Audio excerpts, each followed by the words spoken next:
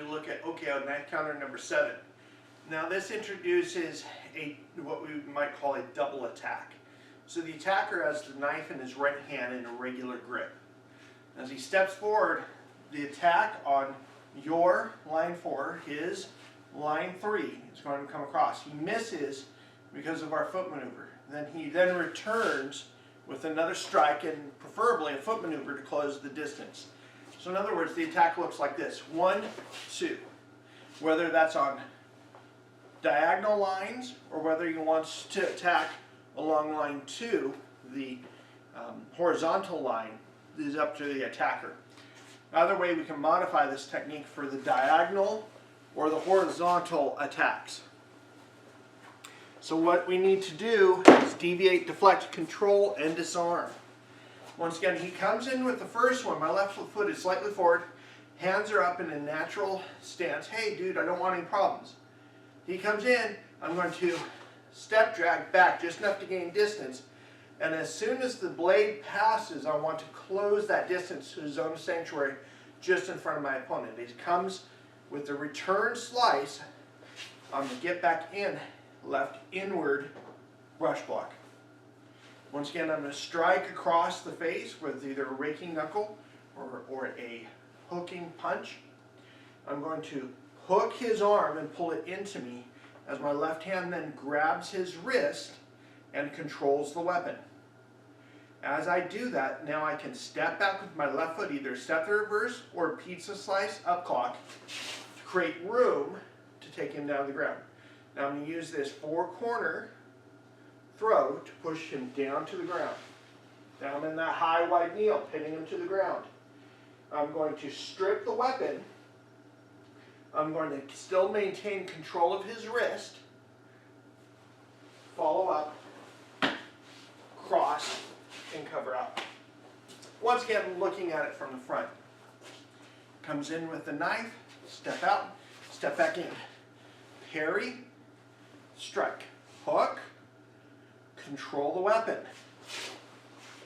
Take him down, pin him to the ground. Strip the weapon,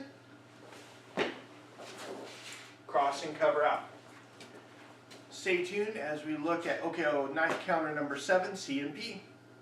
Mahalo as we look at OKO Knife Counter number 7, concepts and principles. Once again, knife attack. We need to be aware of the bladed edge at every point. So this is going to be a right slash and then a backslash, whether it's on the diagonal lines or whether it's on the horizontal lines. We need to be aware of our opponent's options. Second thing we need to be aware of is the flexibility in which our opponents can use their wrists. Even if we block the arm, our opponent's rotation of their wrist can still allow them to fillet our arms or to slice our arms because we haven't controlled the weapon. So once again, every time we're dealing with a weapon, whether it's knife, clubs, or guns, we need to deviate, deflect, control, and disarm. Deviate the line of the attack, control the weapon, deflect the weapon, and then disarm. Hopefully, stripping the weapon and taking it with us so that someone else can't pick up the weapon.